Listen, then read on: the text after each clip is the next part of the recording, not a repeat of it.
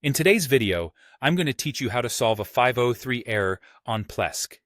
If you've ever encountered a 503 error, you know how frustrating it can be. It's like hitting a roadblock when you're trying to ensure that your website runs smoothly.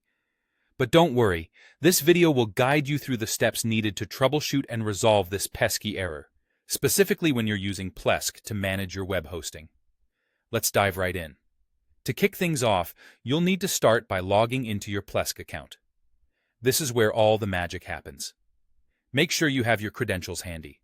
Once you're logged in, you'll find yourself on the Plesk dashboard, which is your control center for managing websites, databases, and more.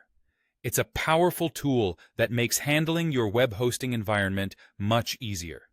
Next, head over to the Websites and Domains tab. You'll find this option on the left-hand sidebar of your dashboard. Click on it, and it will display a list of your hosted domains.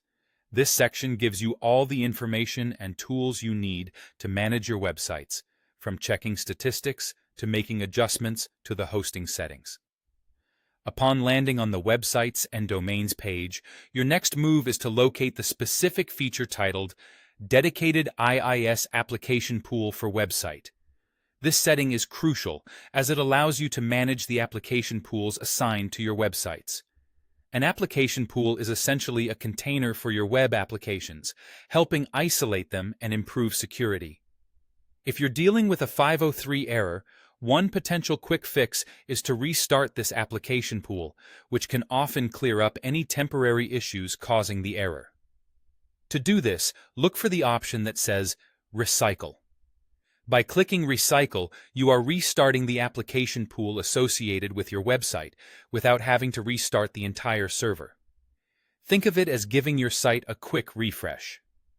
This action can help resolve the issue by clearing stuck requests or freeing up any locked resources, allowing the website to function as it should.